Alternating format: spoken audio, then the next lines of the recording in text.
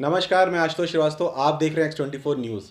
कल मैंने एक वीडियो बनाया था restructure of loan post EMI moratorium के ऊपर में, जिसमें मैंने ये बताया था कि जो लोग अपने लोन की ईएमआई इस साल ठीक से नहीं दे पा रहे हैं कोरोना पैंडेमिक के कारण, उनके लिए फैसिलिटी अभी जस्ट आई है। उसका बेनिफिट वो लोग उठा सकते हैं जिनकी सैलरी बिल्कुल नहीं आ रही है, उनकी नौकरी चली गई या उनका व्यापार चौपट हो गया है। तो इसके लिए मैं आपको बताऊंगा इस वीडियो में कि कैसे इस एलिजिबिलिटी आप अपनी देखेंगे, कैसे क्या क्या पेपर्स लगेंगे और इसमें और क्या क्या आप बेनिफिट्स आपको मिलते हैं। तो सबसे पहले एलिजिबिलिटी बताते हैं। मैं आपको अपने मोबाइल द्वारा बताता हूँ। मेरा अकाउंट एसबीआई में है, तो जिनका अकाउंट किसी और बैंक्स में है तो वो उनके लिए सेम अलग वही सेम मेथड है, लेकिन आपको एसबीआई करके मैं बता देता हूँ। तो सबसे पहले मैं अपने मोबाइल में जाता हूँ, इसका गूगल मैं खोलता हूँ। गूगल में जाके मैं अपने बैंक का नाम डालता हूँ एसबीआई लोन्स करके, तो ये खुल जाता है।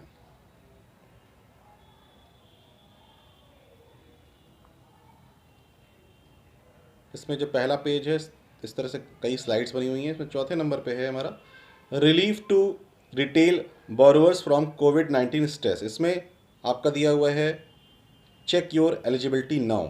इसमें आप क्लिक करिए और यहाँ पे अपना बैंक लोन का जो अकाउंट नंबर है वो यहाँ पे डाल दीजिए आप।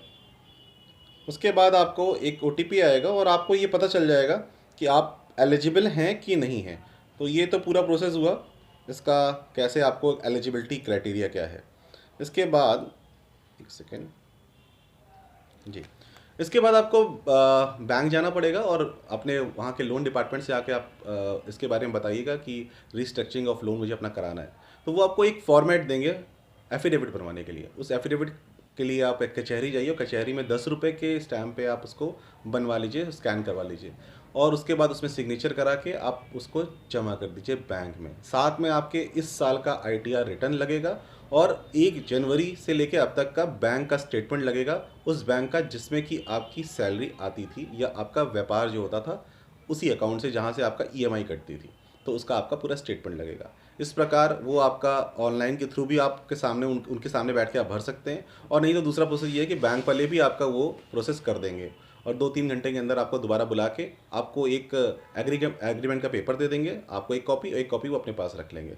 इस प्रकार ये पूरी क्राइटेरिया पूरी हो जाती है।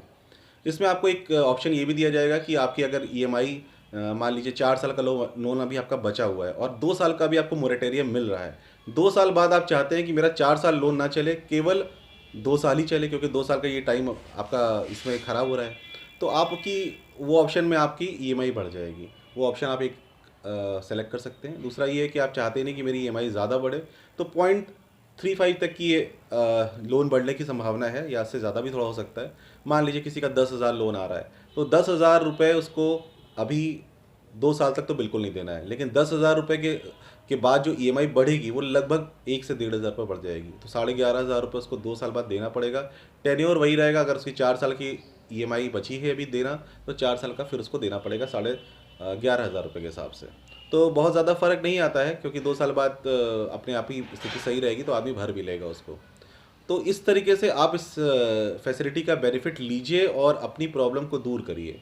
और जो लोग को लग रहा है कि मेरा रिजेक्ट हो जा रहा है, तो उसके पीछे रीजंस जो मुझे समझ में आया वो यही है कि हो सकता है कि उनकी सैलरी आ रही है उस अकाउंट में जिसमें से उनका ईसीएस कटता था, वो उसमें पक्का है कि कुछ ना कुछ बैलेंस आ रहा है कहीं से बाहर से, और वो इसी वजह से रिजेक्ट हो जा रहा है और कोई भी रीज़न नहीं है। और हाँ, एक चीज़ ज़रूर ध्यान रखिएगा, मैंने आपको एसबीआई का करके बताया है, तो आपका जिस भी बैंक में होगा उस बैंक का बिल्कुल उसी तरह से आप डालिएगा गूगल पे। और जैसे आपका एचडीएफसी बैंक है तो एचडीएफसी लोन करके डालिएगा, तो उसमें आपका वो सेम चीज़ें खुलेगी। नहीं तो आप लोग यूट्यूब से देख लीजिएगा कि हर बैंक का क्या क्राइटेरिया है, कैसे क्या उसकी साइट है, या बैंक चले जाइएगा और वहाँ से जाके आप वहाँ के मैनेजर से मिलके आप इशू करवा लीजिएगा। बैंक खुद भी फ़ोन कर रही है, केवल उन लोग को फ़ोन कर रही है जिनका अकाउंट अब एनपीए लगने वाला है, और ये उनको ही मिलेगा जिनका मार्च 2020 के बाद, पहले अगर एनपीए लग चुका होगा तो उनको ये नहीं मिलेगा।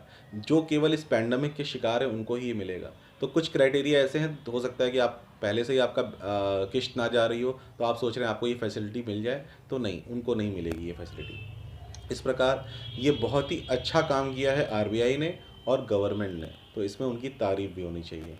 आप लोग जाइए अपने नियरेस्ट ब्रांच में और इस फैसिलिटी का पूरा फ़ायदा उठाइए। ये इन्फॉर्मेशन इतनी ज़रूरी है कि अभी तक बहुत लोग को क्या ज़्यादा लोग को नहीं पता है। अगर आपको ये वीडियो अच्छा लगे तो अपने रिलेटिव्स और अपने फ्रेंड्स को ज़रूर फॉरवर्ड कीजिए, जैसे कि उनकी ये सबसे बड़ी प्रॉब्लम सॉल्व हो जाए। क्योंकि हमारा X24 न्यूज़ वैसे भी 3 टॉपिक पे लेके चल रहा था। एक, स्कूल की फ़ीस जो लोग नहीं दे पा रहे हैं इस साल, बच्चों के लिए बहुत दिक्कतें हो रही हैं, ऑनलाइन स्टडीज़ करना पड़ रहा है। दूसरा, बिजली का बिल बहुत बढ़ के भी आ रहा है और दुकानें बंद थी लॉकडाउन में, तो वो बिल देना बड़ा दिक्कत हो रहा है सबके साथ। और तीसरा ये प्रॉब्लम है लोन ईएमआई की। तो लोन ईएमआई की प्रॉब्लम सॉल्व हो रही है, और हो सके तो इस वीडियो के आगे लोगों को भी भेजिए, जैसे कि उनको भी इसके बारे में पता चले और वो तुरंत इस फैसिलिटी को लेके अपनी टेंशन को दूर कर लें।